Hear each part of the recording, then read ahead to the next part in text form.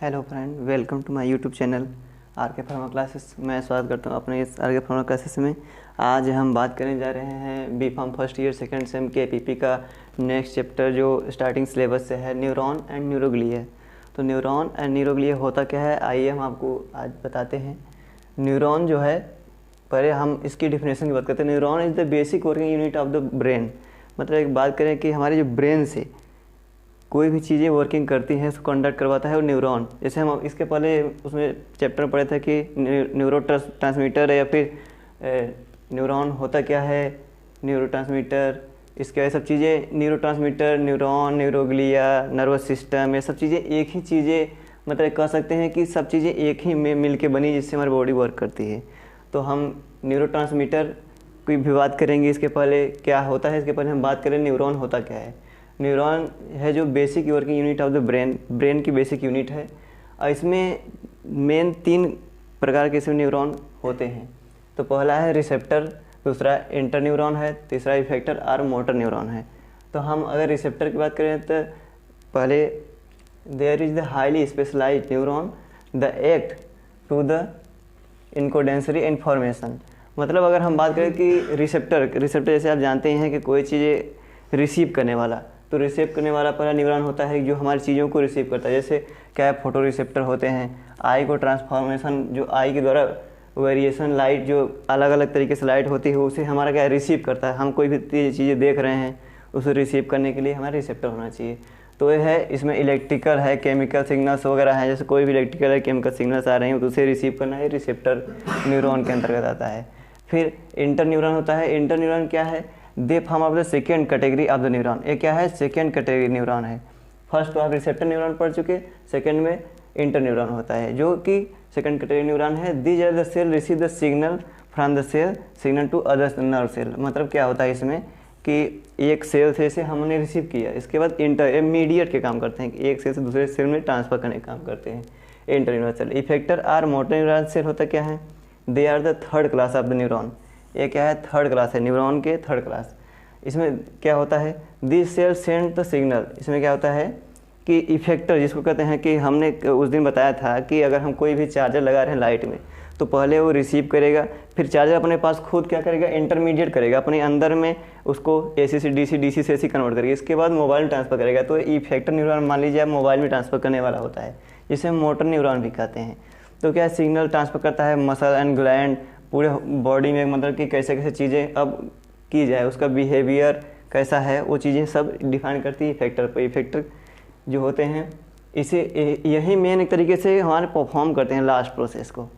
और इसमें हम आगे बता दें कि इसमें प्रत्येक न्यूरॉन जो होते हैं, each neuron consist of the 3 part. इसमें 3 पार्ट होते हैं। जैसे अगर हम इसको सब की बात करें, receptor neuron, inter neuron, effector या मोटर न्यूरॉन, इसके सब में 3-3 पार्ट होते हैं।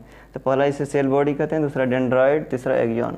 तो हम एक्सॉन, डेंड्रॉइड और सेल बॉडी, इस सब के बारे में हम आगे डिस्कस करते रहेंगे जैसे जैसे हमारी क्लासेस चलती रहेंगी। अभी इसी के लास्ट में सब चीज़ें डिस्कस की जाएंगी कि सेल बॉडी क्या होता है, डेंड्रॉइड क्या होता है, एक्सॉन क्या होता है, इसकी स्ट्रक्चर कैसे कैसे वर्क करती हैं, इसमें कितने पार्ट होते हैं, न्यूरॉन कैसे होते हैं, उसका स्ट्रक्चर, हर चीज़ देखेंगे हम। स्ट्रक्चर एंड फंक्शन न्यूरॉन, अभी हमने बताया आपको कि डेंड्रॉइड न्यूरॉन्स क्या आते हैं, इसके टाइप बताए, इसके फंक्शन बताए। अब हमें बताने जा रहे हैं आपको कि स्ट्रक्चर कैसा न्यूरॉन का, आपको सामने दिख रहा है जो बना हुआ है। और इसके जो पार्ट हैं, cell body, dendrite and axon, 3 हमने नाम लिया था और तीनों के बारे में हम अभी डिस्कस करेंगे तुरंत। इसमें क्या होता है, सबसे पहले हम इसके बारे में बता दें तीनों के क्या है, इसके बाद इसके विषय में चलते हैं, स्ट्रक्चर के बताते हैं बार बार इसको। द सेल बॉडी, इसको सोमा भी कहते हैं।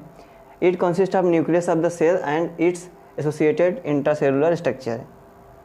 ये क्या है, न्यूक्लियस में बॉडी, इसको क्या कहते हैं, सेल बॉडी। जो दिख रहा है आपके सामने सेल बॉडी, ये न्यूक्लियस है, इसमें ये प्रेजेंट है बॉडी। और डेंड्राइड होता क्या है, डेंड्राइड दे फंक्शन और get the information from other cell and carry those information to the cell body. तो डेंड्राइड होते क्या है, एक जगह से दूसरे जगह पर ट्रांसफ़र करना, किसका, इन्फॉर्मेशन का। जैसे जहाँ पर दिख रहा है डेंड्राइड है ना, अगर हम बात करें कि अगर एक से दूसरे के साथ नर्व सिस्टम अटैच ही रहता है, आपको पहले से पता है, एक सेल से दूसरे सेल को अटैच रहता है। इसे न्यूरॉन है, एक सेल है, ये डेंड्राइड एक जगह से दूसरे डेंड्राइड, ऐसे ही एक अदर सेल रहेगा, फिर ऐसे अलग सेल रहते हैं, ऐसे ऐसे अटैच रहते हैं एक दूसरे में, जिससे हमारे ट्रांसफ़र होती रहती है इम्पल्स। एक्सॉन क्या है? It carry information from the soma to other cell. Axon है, आपको दिख रहा है यहाँ पर, इस जगह से अगर हम बात करें माइलिन शीथ, इसमें से इधर ट्रांसफ़र कर रहा है, फिर इसके बाद यहाँ से डेंड्राइट में जाएगा, डेंड्राइट से फिर अगले सेल में, फिर अगले सेल में, ऐसे ट्रांसफ़र होते चले जाएंगे। ये हमारा पूरा फुल स्ट्रक्चर है न्यूरॉन का। इसमें पार्ट आप देख लीजिए, डेंड्राइट हो गया, सेल बॉडी हो गया, एक्सॉन हो गया, न्यूक्लियस है जो प्रेजेंट न्यूक्लियस आप जान ही रहे हैं, एक एक पर सेल में प्रेजेंट होते हैं हर एक यूनिट में। माइलिन शीथ हो गया, स्वान सेल हो गया, एक्सॉन टर्मिनल हो गया। स्वान सेल क्या होता है हम बता दें पहले आपको। स्वान सेल ये हमारा एक फाइबर होता है, जो फाइबर एक अटैच रहता है इसमें सेल बॉडी से या फिर माइलिन शीथ से, ये स्वान सेल अटैच रहते हैं, एक फाइबर का ही बना होता है। बता दें इसके बाद न्यूरोग्लिया क्या होता है, क्योंकि हमने बताया था कि स्टार्टिंग में न्यूरॉन एंड न्यूरोग्लिया दोनों का डिस्कशन किया जाएगा। तो न्यूरॉन का कंप्लीट हुआ एंड न्यूरोग्लिया की हम बात करते, फिर देख लीजिए आप, they are special type of connectivity से क्या है, स्पेशल टाइप ऑफ कनेक्टिविटी से। इसमें जो होता है न्यूरोग्लिया में अलग, मतलब हर जगह अलग तरीके का होता है, इसमें स्पेशल टाइप ऑफ कनेक्टिविटी से होता है। ये क्या करता है, does not specialize in the transmitting impulse.